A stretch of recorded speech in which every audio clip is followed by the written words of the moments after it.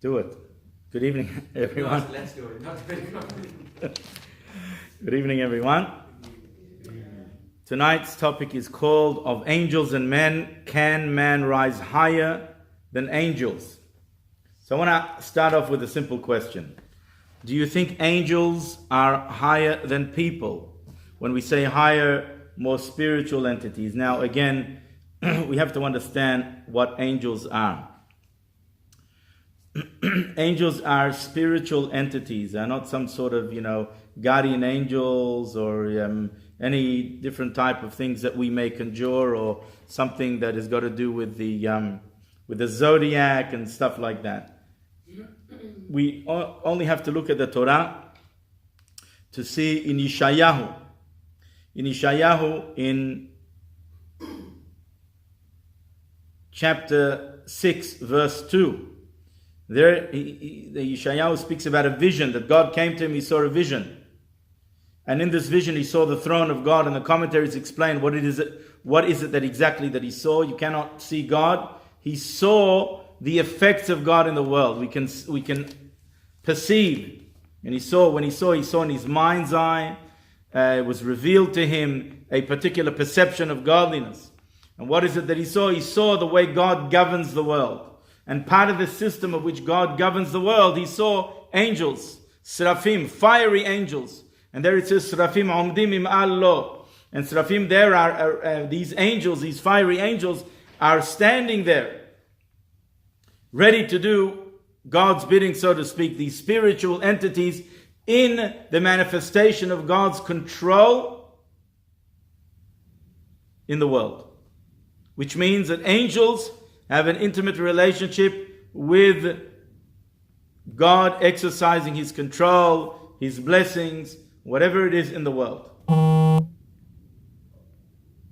So I ask you now the question, do you think then that angels, if he saw the throne, and so to speak, of God, which is a very high prophetic vision, do you think then that angels are higher than men or not? Higher than people or not? What do you think?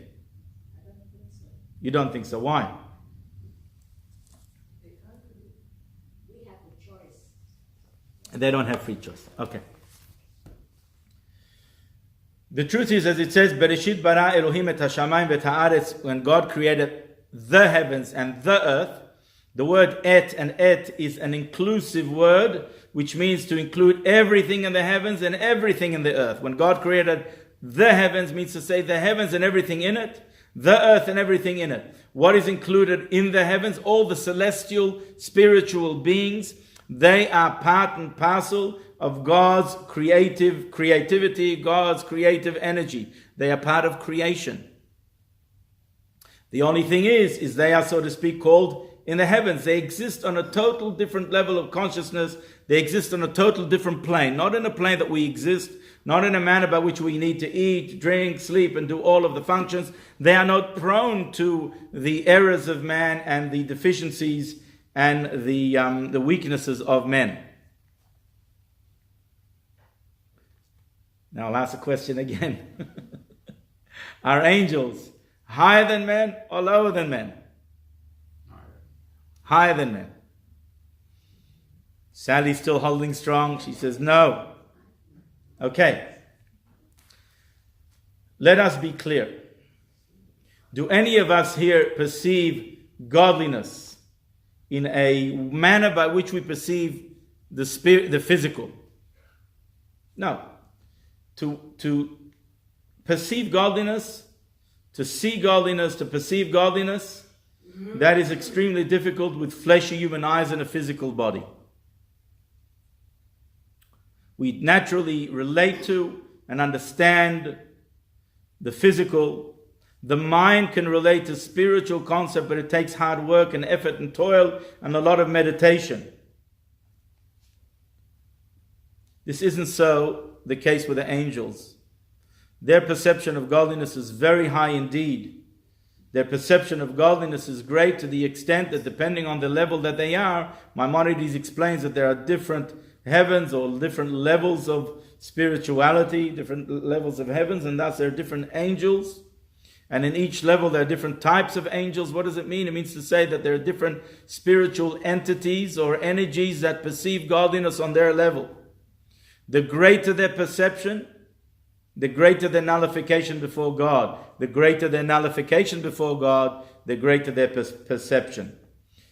A human being is very difficult for him to be totally null before God, to feel only God's presence, to feel only God's consciousness and not feel himself, not be aware of himself. That's a very difficult thing. Not impossible, but it's extremely difficult.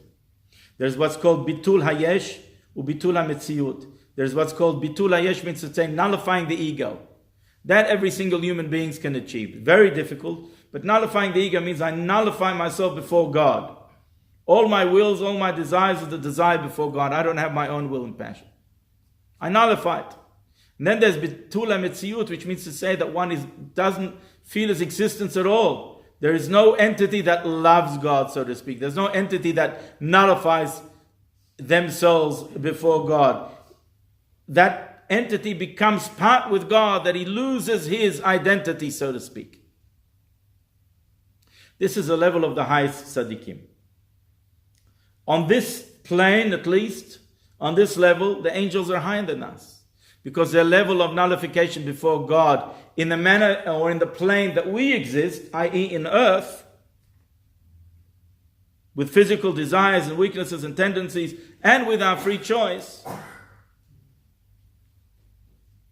they are higher, they have higher perception than us. Because their nullification before God is higher. They don't have an ego, they don't have an evil inclination, they don't have a part of them that is divisive and excludes themselves from godliness. Depending on their level, they are totally included and incorporated within godliness. On their level. But they are still a creation. Which means to say that they're part of the creative activity of God.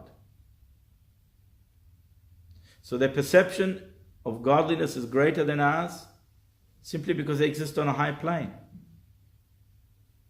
It's like a professor of maths, of mathematics. His level of maths is different than a 1-year-old child. They exist on totally different planes. A genius, for example, exists on a totally different intellectual plane than a regular person. This guy has a brain, this guy has a brain. This guy has a heart, this guy has a heart. This guy functions, that guy functions. But they exist on a totally different plane. So too, for example, a human being and a prophet. Prophet exists on a totally different plane. As Maimonides explains, that to get to a level of prophecy or prophet, it's a lot of preparation to divest yourself of the physical world. You have to prepare yourself for prophecy. It could take many, many years. There were schools of prophet of ancient times. There were schools of prophets to teach people how to meditate and how to become prophets, how to divest oneself from the material world, how to always be in a state of joy no matter what, not dependent upon material things. They exist on a different plane. They relate to things differently than a normal person. So angels exist on a different plane, relate to godliness differently than we do. But that does not mean that they are higher than us. On the most simplest of base levels, we have a part of God himself. Every single Jew, as it says in Kabbalistic writing, every single Jew has a helek eloka mimal, has a part of God above. As the soul descends to this world, it goes through a different filtration process or concealment process in order to allow it to enter the body and function within the body, and not, so to speak, be so luminous that the body will cease to exist. But that spark, however tiny it is in relationship to its source, is a part of God himself. But it is enclosed in a physical body in order to do the function of God and to do the will of God. And in order to achieve that, there has to be concealment. Then there has to be free choice, as Sally quite rightly said. So on that level, on our source and on our potential and who we are by definition, we are greater than angels. But in the plane that we exist, our perception and our nullification of God is not as great. It all boils down to the level of nullification. The greater the nullification, the greater our perception of God, the greater our inclusiveness within godliness is. The more ego, the more division there is between me and God, the more, so to speak, there is a spiritual distance between me and God. And for this reason, Yeshayahu, in his vision, saw the ministering angels when he saw, so to speak, the throne of God. What's called the chariot, the throne of God, because they exist on a high plane.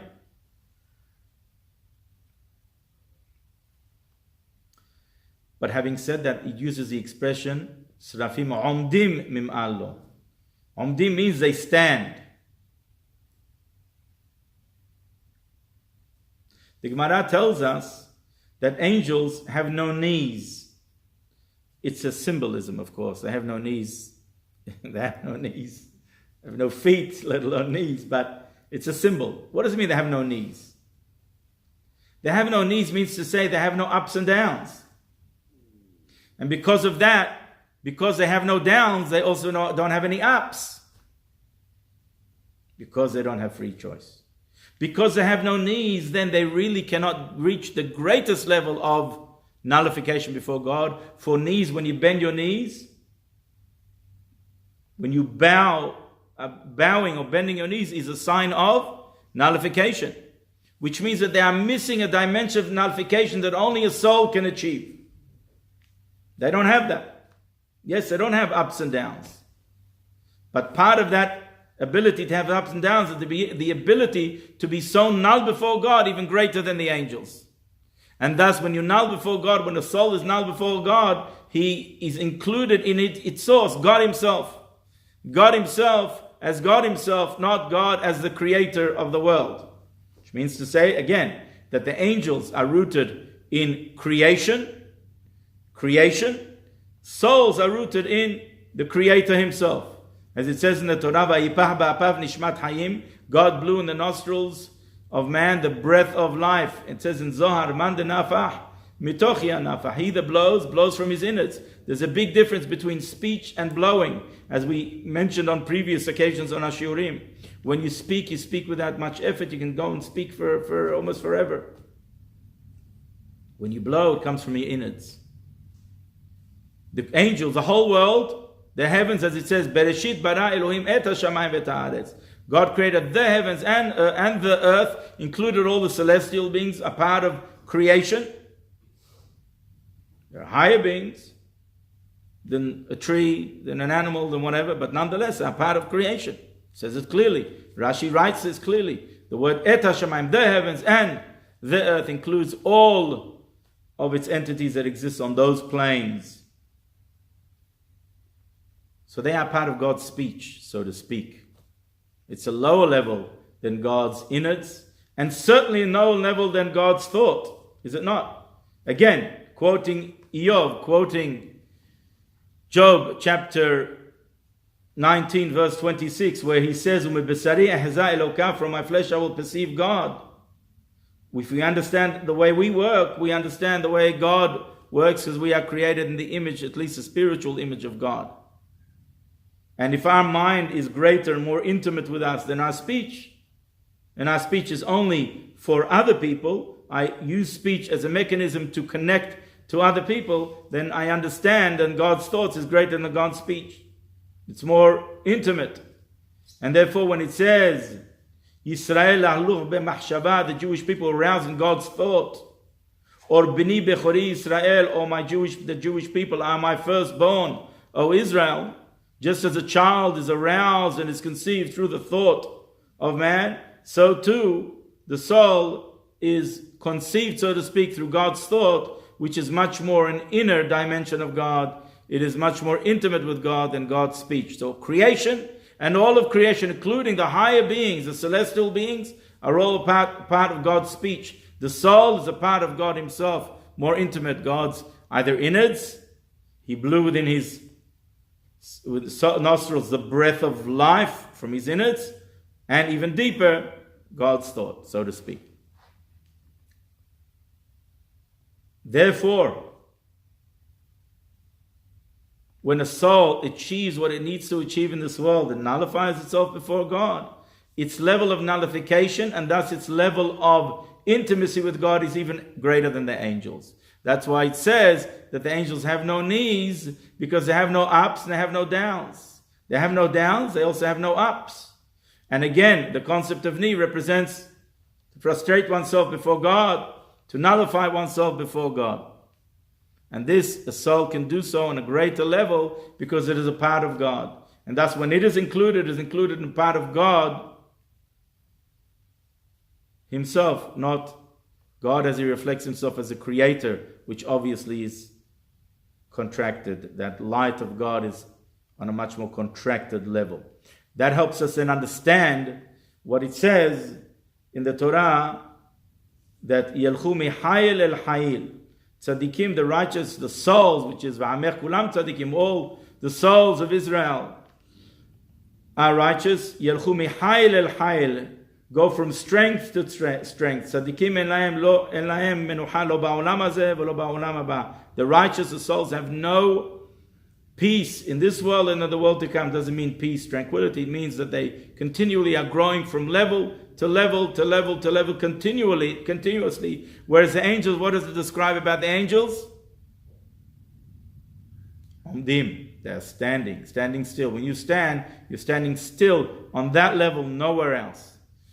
Yelchu mehayil el hayil means to say, Yelchu means you're going, you're traversing, you're traveling from level to level to level to level. For just as God is infinite, so too our levels of connectivity to God is infinite, because we are rooted in that level.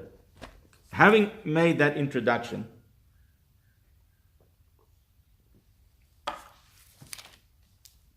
we have an interesting analysis that is analyzed by Tzidkat HaTzadik in a book called Tzidkat HaTzadik, from the famed, brilliant, Kabbalistic and philosophical mind, Rabbi Tzadok HaKohen of Lublin.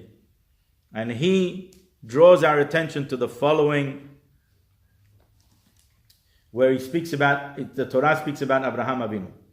And it says, Vayera elav Hashem be'elonei mamre. After Abraham Avinu circumcised himself, the Almighty appeared himself to Abraham Avinu. Why did he appear himself to Abraham Avinu at this point? We may have some time to cover later on.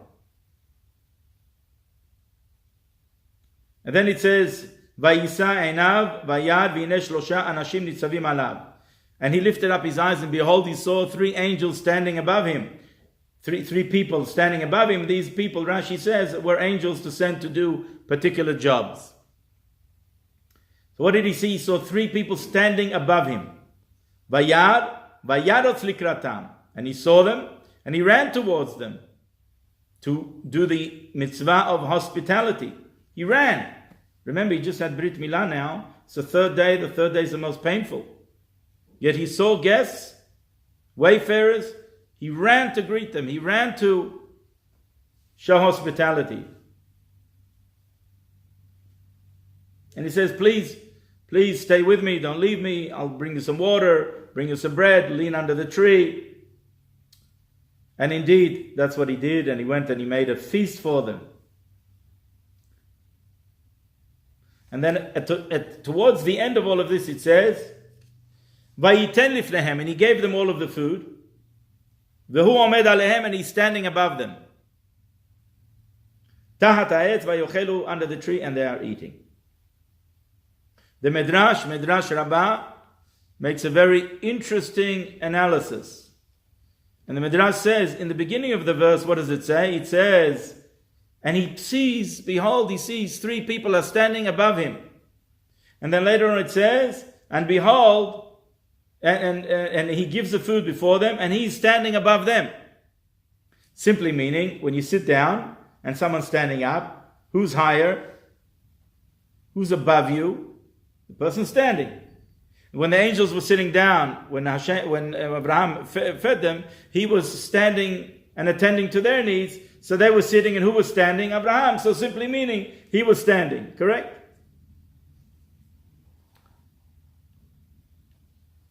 The Midrash, according to the Tzadok HaKohen, he explains this Midrash beautifully. According, the Midrash says basically, here we have a situation by which the angels are higher than Abraham. They are higher than him, above him. And then later on, he is above the angels. So here we see a scenario by which the roles switch. Seemingly in the beginning, before Abraham Avinu practices the mitzvah of achnasat orhim, of receiving guests, they are above him.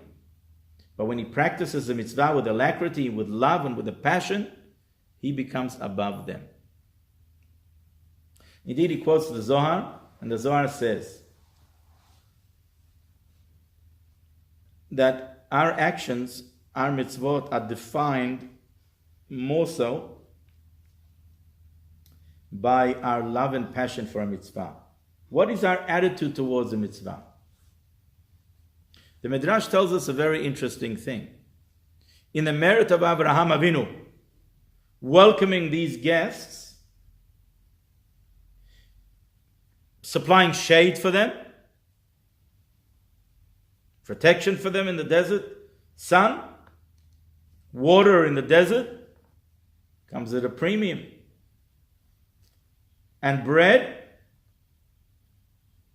the Jewish people merited 3 blessings. They merited to have brought the manna from heaven, bread, heavenly bread. They merited to have water in the desert, supplied for them. And they merited to have the clouds of glory protect the Jewish people. In Abraham Avinu's merit, in the merit of this mitzvah, does not this seem disproportionate to you? Can you imagine that the Jewish people have these miracles for 40 years? For 40 years they had these miracles that they were journeying in the desert. Unbelievable miracles. If we merit an open, clear miracle, I mean, when there are miracles all the time, we're surrounded by miracles, but we don't see them. They're not always so evident and clear and open. To have an open miracle is a phenomenal thing. In fact, the sages were afraid of miracles because miracles take a lot of merit. Whenever there's a great miracle that happened to the sages, they were very concerned. Oh my God, if we have miracles, nobody's going to say, oh my God, what have I done wrong if I win the $2 billion lotto in America, no? Nobody's going to, oh my God, what have I done wrong? The scholars, if they won the lotto, they would say, oh my God, what have I done wrong? Are they removing my merit that I should have such a miracle? Because you have to have merit to have a miracle. The Jewish people had a miracle, 3 major miracles every day for 40 years. Can you imagine? I mean, to see a miracle is to feel the presence of God. It's not just a miracle that they had water and the man came down and that they had the clouds of glory. It's the presence of God. You feel it. It shakes you to the core. It's a beautiful thing. You cry out of pure emotion if you see such a miracle. It's a very uplifting thing to see a miracle. So a miracle is not just that they had their needs taken care of. They had their needs taken care of in a miraculous manner, but which brings them closer to God. They understand that the material world is all governed by God, and they were given this dose on a daily basis. It's a phenomenal thing. What merit did they have this? In the merit of Abraham Avinu. It does say that they merited also in the merit of Moshe, Aharon, and Miriam, but the seeds of that were planted already with Abraham Avinu. When he went out of his way, how can that be? He did the act of kindness, beautiful, but to such a degree that merited these great blessings. So the Zohar says that it all depends upon great merit, and refinement is dependent upon our level of love and dedication and devotion to the mitzvah that we do. Abraham Avinu's dedication to this mitzvah was so great, was so noble, that it was with self-sacrifice. He was in great pain. In fact, the reason why God came, so to speak, revealed himself, was in order to be able to relieve his pain and his suffering.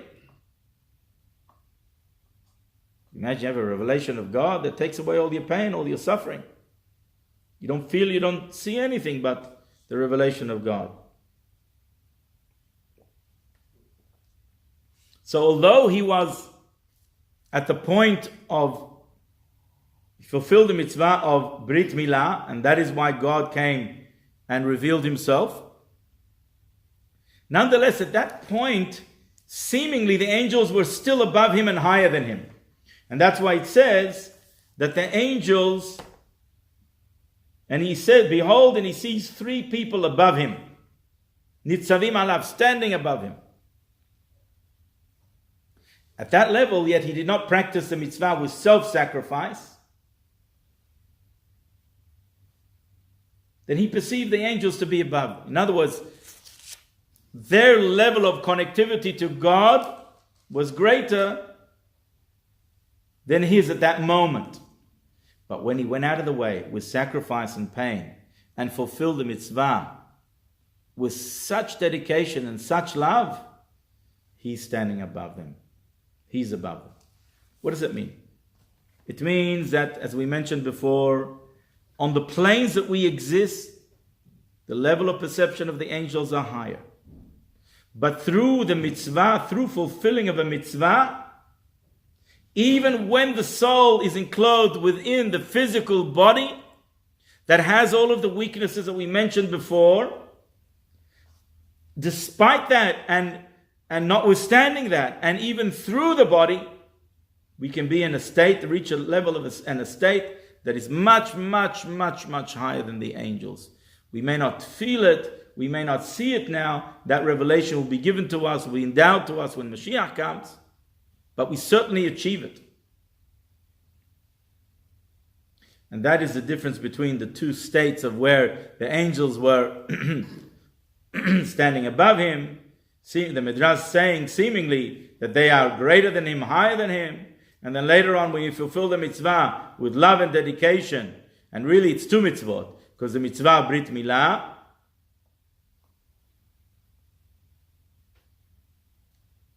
but the mitzvah Brit Milah had no association with them.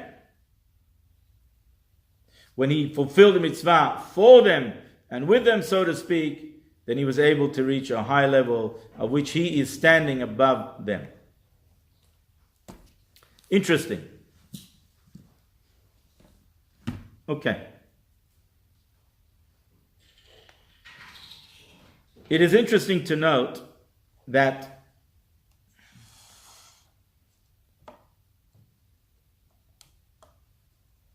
the difference of a mitzvah, that the level that is achieved of a mitzvah through purification. Until the time of Brit Milah, Abraham Avinu was not complete. God commanded Abraham Avinu, do the Brit Milah, and you will be complete before me.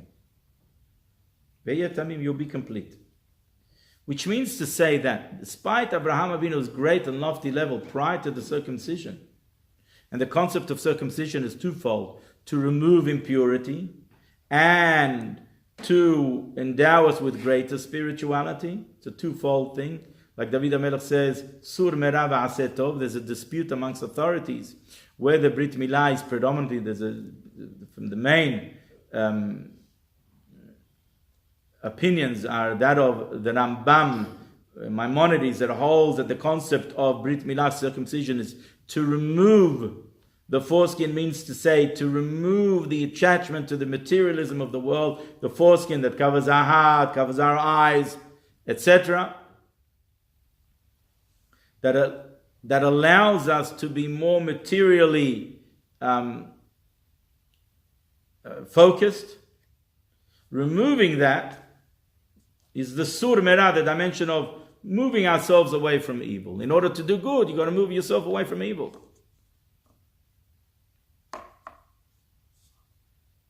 They have a dish that they have amongst different cultures, that they use the intestines of an animal. And each culture fills it's like sausages. What do you think sausages were made of? Intestines of an animal. You eat sausages? You never ate sausages? Don't know what you're missing. Now sausages are made out of fake. Not all. Some of them are still made out of real. But that's what they used to do. They used to use the intestines. Now, can you imagine? You want to have a beautiful dish, but you got to wash the intestines. You got to wash them. If you don't wash them, however nice the ingredients you put in, I see everyone's imagination now is going over time. It's all right. Let's not get so overawed by the example. If you don't wash it, it's terrible, no matter whatever you put into it. When you clean it, whatever you put in it is wonderful. So too. When we purify ourselves, when we clean ourselves, so to speak, the end result is so much more greater, so much more pure, so much more beautiful. That's why David HaMelech says, Sur merav va'aseh tov. Flee from evil and then do good. Flee from evil and then do good. Which means to say that the do good is a totally different level when it is preceded with Sur merav, flee from evil. And this is the opinion of Maimonides, that the removal of the circumcision as the dimension of negativity that exists within us, that prevents us from becoming spiritually sensitive, and that is the circumcision. Nachmanides and others, amongst both groups, holds no, the concept of circumcision is an additional and added dimension of spirituality. Be it as it may, according to both opinions. And then there's a third opinion that holds that both are, there's both. Not necessarily they are arguing with another. Perhaps one is focusing more on one dimension than the other. What is the primary focus? And the other one's saying that this is a primary focus, and this is saying this is a primary focus. Not necessarily there's a dispute between them. Just what's the focus? Then there's the third dimension, which says that it's both. Because part of the Brit Milah is what's called not only the removing of the foreskin, but there's also what's called Priya. Priya is a little membrane, a very tiny, thin membrane that is ripped as well. So here you have it's like that symbolic of the two dimensions of the removal of the foreskin being a symbol of a lack of spiritual sensitivity and the act of coming closer to Hashem. The greater our preparation for any spiritual act or any spiritual mitzvah, and in fact the Kabbalists teach us that the more one prepares himself, the preparation for a mitzvah is a mitzvah itself, which means to say the more that one prepares oneself for a mitzvah, the heightened level of spirituality one can achieve. And for this reason, the mitzvah of achnasat orchim, of kindness that Abraham Avinu practiced at this stage, is greater than all the mitzvot of kindness that he practiced beforehand. We know that Abraham Avinu practiced kindness beforehand. He was always looking for guests. He planted a tree to be able to supply people with shade. That tree was there beforehand, before the Brit Milah, no? His tent there in the wilderness looking for wayfarers was there before the Brit Milah, right?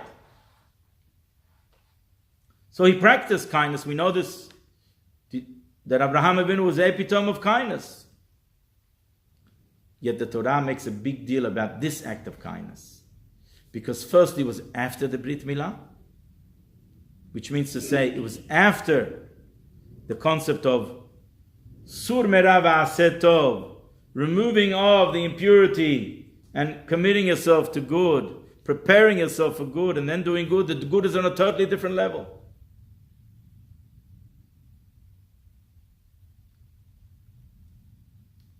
And that's why over here the Torah makes a big deal about it. And it was involved with great personal sacrifice and pain. And also because it says he ran. That's an indication that he did it with such love, such longing, waiting for the mitzvah. It's like when we like something. We don't often see someone running to put on tefillin. It says that when you go up to the Torah, you should go swiftly. To go up to the Torah, you should go swiftly, not slowly, casually walking. Because you should show your eagerness to the mitzvah. Run to the mitzvah. Run after the Sefer Torah, to kiss the Sefer Torah. Don't wait till the Sefer Torah comes to you. You're showing an eagerness for the Torah. a love for the Torah. That's the way it should be. But we naturally veer towards physical things, so we run towards the physical things with passion, with alacrity, with excitement. Oh, I'm going on a trip, I'm looking forward, I'm looking forward, I'm looking forward. There's a story told of Rabbi Levi Yitzchak of Berditchev that on the last night of Sukkot, he stayed up all night. He stayed up all night in anticipation. You know, when a child, my Chana the other night tells me, I look at her and I say, well, what happened? Your eyes look a bit puffy. He said, I didn't sleep all night. And I said, why? He said, in anticipation for something in school, in class, it's happening, the teacher this, the teacher that. I said, very nice. We anticipate, when kids go on a trip, they know they're going on a trip tomorrow. What happens? They don't sleep that whole night. Right, Andrea? We don't sleep. We're waiting for that trip.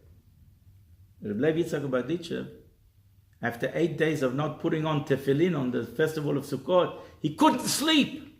He was so excited. Tomorrow morning, I'm going to put on tefillin. You know what tefillin is? Kishem Hashem nikra alecha. For the name of God is called upon you. That's tefillin. The name of God is upon you when you put on tefillin. He couldn't sleep the whole night, waiting in anticipation. The crack of dawn, at the crack of the sunrise, he went to put on tefillin. The crack of first opportunity. Put on tefillin. 8 days, he missed it so much. Couldn't sleep. Abraham Avinu, after his Brit Milah, he just couldn't rest. The guy just had an operation. He's 99 years old, for God's sakes. And he's sitting outside, looking to do a mitzvah. He's in pain, and as soon as he sees some wayfarers, he runs towards them. He can't wait to do the mitzvah. He can't do enough. He begs them, please, please, don't go away. Please stay with me.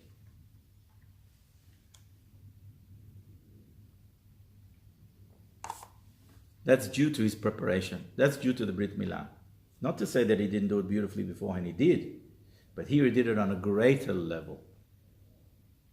And thus it says he's higher than the angels. After he fulfilled the mitzvah, and after the preparation of Brit Milah, even in this world he's higher than the angels. His perception of godliness, even in this world, was higher than the angels. He stood higher than the angels. He was on top of them. Even in this world.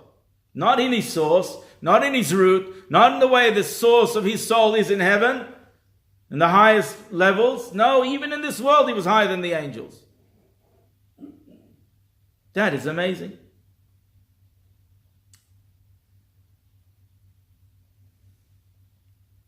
This is similar to what, for those who come on Sunday for the shiur on the prayer book, so I will be finishing off the last of the blessings, Birkot HaShahar.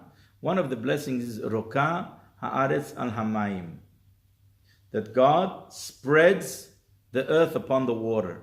I'm not going to speak about it much tonight because I'm going to speak about it on Sunday together with the other blessings. But what does it mean? He spreads the land on top of the water. I just want to speak about one point. Roka Haaretz al Hamayim means to say, what is higher? Water or earth, do you think? Spiritually. What do you think symbolizes great spiritual levels? The earth or water? Why water? Why water? Just to give you a little bit of an interesting insight, it says that when the Jewish people were at the Red Sea, the Egyptians were behind them, the sea in front of them, they were surrounded with cliffs and mountains. They had nowhere to go. God made a miracle and split the sea. Did God have to have them do a miracle and split the sea? He could have made them like a drone. You ever saw a drone? It's just amazing. Just stands there in mid-air. It's beautiful to watch. In those days, when we had little helicopters, they never stood. They had to, you had to get it right, and you have to, fly this way, that way, and you got to miss the tree, and it was very hard to drive them. Today, drones just standing there, beautiful, just hovering beautifully. God could have made us like drones. hovered over, or just get rid of the Egyptians, as he anyway did, and we'll march around. It was anyway not the right route anyway. It was a bit of a detour anyway. God made him do a detour. What for? What's all this for? Hover over the water, bring him to the other side. Shalom al Israel. Why split the sea? What did the sages tell us? When the sea split, it says every single person experienced prophecy greater than Yehezkel Hanavi. Remember we said Yeshayahu saw the chariot, he saw the divine throne. The vision of Yehezkel was even greater than Yeshayahu. Yet every single person across the sea must have been the most, even if they were the most simplest of people, they saw a vision greater than Yehezkel. Why? Because the sea is not just the sea. It says that when God created the world, all the sea covered the earth. The sea, in Kabbalistic concepts, represents what's called Alma de Itkasya, the hidden worlds. The sea is a symbol of the hidden worlds. It says, the sage says, Kol ma sheyesh bayabasha, yesh bayam. Everything that is in the land is in the sea. There's a horse, there's a seahorse.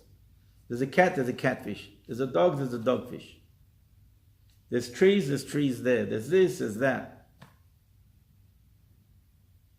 Because everything that exists in this world exists in its source, where everything comes from, the high worlds, just in a spiritual level. And when it trickles down here, it trickles down into like rain.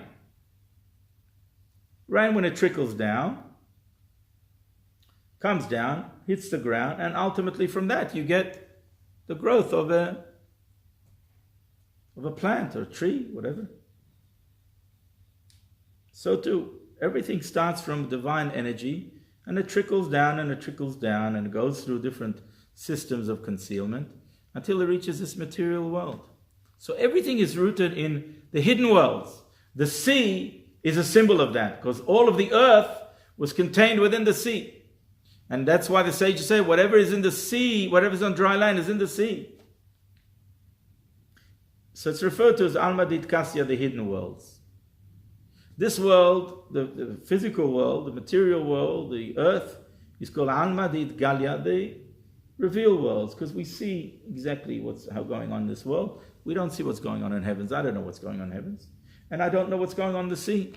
Unless David Edinburgh sends his cameras down, and then I know a little bit of what's going on there. But the sea is a symbol of hidden worlds. Therefore, God took them to the sea as a preparation for the giving of the Torah in order to reveal the hidden worlds to them, to expose them to the hidden worlds in order for them to be able to appreciate the hidden worlds, the source of our world, the source of everything in this world, as a preparation for the giving of the Torah. Therefore, God brought them to the sea and made the miracle of the splitting of the sea. So therefore we know, that the sea is greater, is higher spiritually, is a symbol of greater spirituality than earth. And God set the land, and He divided the sea, and He split the sea, and He placed land, He revealed the land, and He caused borders and boundaries that the sea will not come and converge and flood the land. But it says, Roka haaretz al hamayim. He stretches the earth upon the land. What do we learn from here? We learn from here that there is a dimension of land that is even higher than the sea, than the hidden worlds. Why? Because what did God ultimately will? Did God will the higher worlds, the higher planes, the higher levels? What were they all created for? That system, that elaborate system of descent from spirituality to physicality. What was it all there for? For this physical world. That we should be able to fulfill mitzvot, that we should be able to do the will of God in this physical world. So there's a dimension of physical world that is really the bottom line. This is where godliness, the divine will, gets revealed. So therefore there's a dimension of the open world, the revealed world, that is even above the hidden worlds. When we utilize this world, we have the opportunity and the ability to utilize this world to come closer to Hashem. I just want to finish off. We won't have time to cover what I wanted to cover, but I just want to finish off with one question, an interesting question that is brought down in a book called Netivot Shalom. Netivot Shalom, he asks a very interesting question. And he says like this. I'm just going to read it out quickly. Vayar elav Hashem, and God revealed himself to Abraham. B'medrash Rabbah la pasuk zeh, in the Midrash pertaining to this pasuk, to this verse, it quotes the verse of Iyov, the verse of Job, chapter 19, as we said before, Umi besari haza eloka, from my flesh I will perceive God. Amar Abraham Avinu said about himself, Ahar shemalti atzmi umi besari haza eloka. After I circumcise myself, my flesh itself now can perceive godliness. In other words, by removing the impurities, I remove the impediments of not being able to see or perceive godliness like the angels can. And in fact, now Abraham Avinu can perceive godliness even greater than the angels, because there was an impediment. He removed that impediment. He removed that attachment to the physical material world.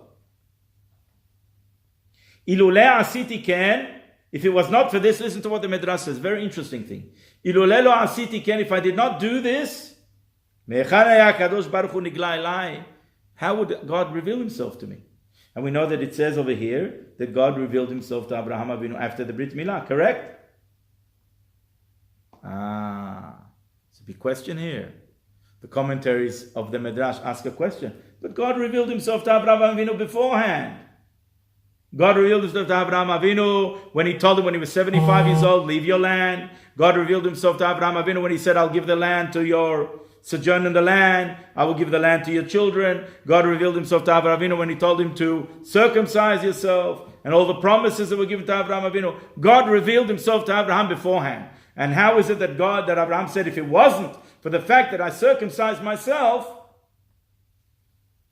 God would not have revealed himself to me, as it says, from my flesh I will perceive God, meaning to say, when I purified my flesh, I will perceive God. And he explains an interesting thing. And he says, whenever God revealed himself in all other times, it was always for a purpose, for a reason. God had a message for him. God had a command for him. This time there was no reason whatsoever. God just came to visit him. God just came to reveal himself to him. No reason. It says, and God revealed himself to Abraham Avinu, and all of a sudden the three guests come.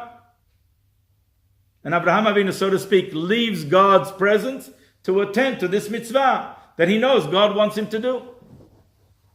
So there was no reason. There's no communication from God over here. There's no reason why God revealed himself. Only because he circumcised himself. Only because he purified himself, he merited the revelation for no other reason. Beforehand, all the revelations were for a reason. There was a purpose.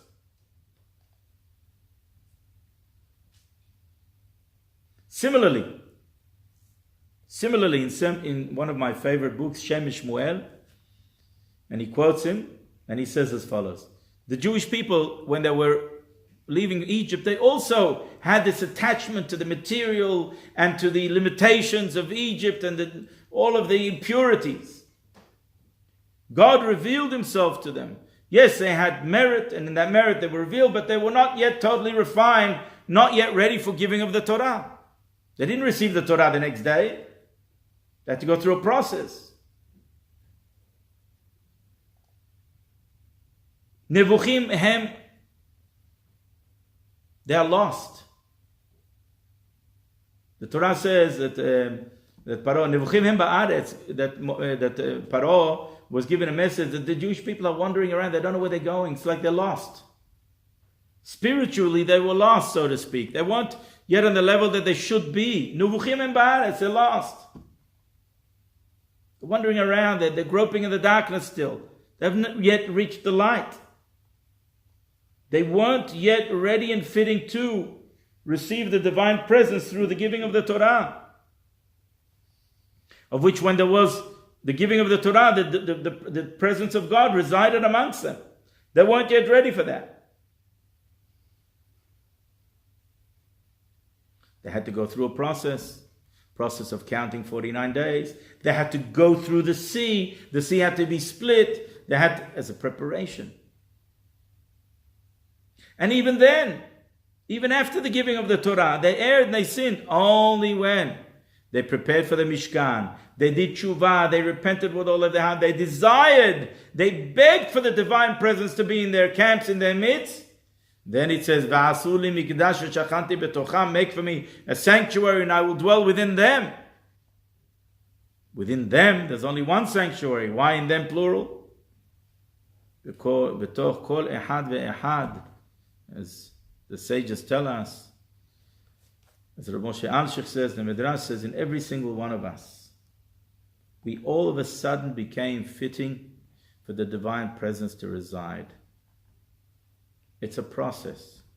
And that process is of preparation, or of removing our attachment to the physical world. The more we remove our attachment to the physical world, doesn't mean to detach and go and become a monk somewhere, but it does mean removing our appetite, our desire, our longing. We can't sleep because we're going on a trip tomorrow. Don't sleep because you're going to put on tefillin tomorrow in excitement. The more you prepare yourself, the more you're able to feel the holiness of the mitzvah. And I'm going to end up with a story. I certainly do not have enough time to finish off what I wanted to. I'm going to end up with an interesting story. I love the story. It has a very powerful message.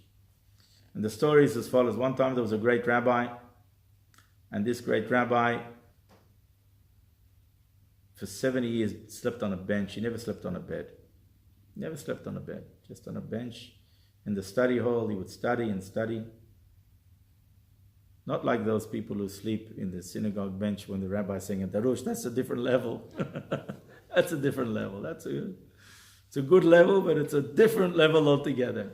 This is a person who was studying all day and all night, and when he needed to go to sleep, he just nodded off and went to sleep.